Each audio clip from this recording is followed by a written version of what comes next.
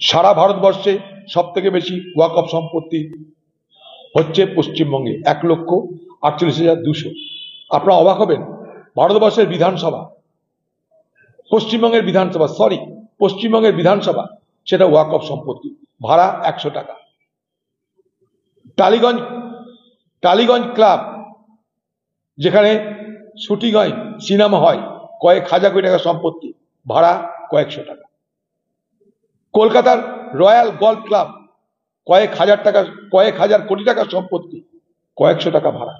আমরা পশ্চিমবঙ্গের মুখ্যমন্ত্রী দাবি করেছি যে 1,38,200 যে ওয়াকফ সম্পত্তি আছে পশ্চিমবঙ্গে তার তালিকা প্রকাশ করুন, নাম্বার 1। নাম্বার 2, তার কত মূল্য সেটা প্রকাশ করা হোক। 3, সেখান থেকে কত রোজগার হয় তা জানানো হোক। কারণ ইমাম মুয়াজ্জিনদেরকে যে ভাতা দেওয়া হয় সেটা সরকারের পক্ষ থেকে দেওয়া হয় না, ওয়াকফ বোর্ডের রোজগার থেকে দেওয়া হয়।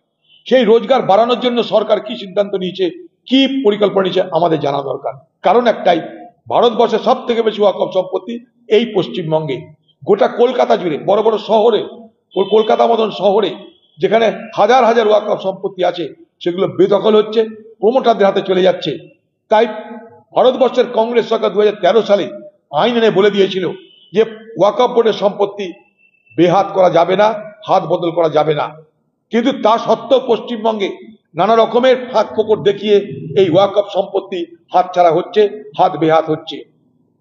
যেমন পশ্চিমবঙ্গের প্রত্যেকটা ভূমি রাজস্ব দপ্তরের আজকে সেই দক্ষতা আছে যে আপনার জমি, আপনার জলজমি কৃষি জমি করে দেওয়া, কৃষি জমিকে বাণিজ্য জমি করে দেওয়া। ঠিক একইভাবে ওয়াকফ সম্পত্তিকেও আপনার সম্পত্তি প্রমোটারদের সম্পত্তি রূপান্তরিত করার সমস্ত নেটওয়ার্ক পশ্চিমবঙ্গে আছে। তাই এই দুটো আমাদের দাবি।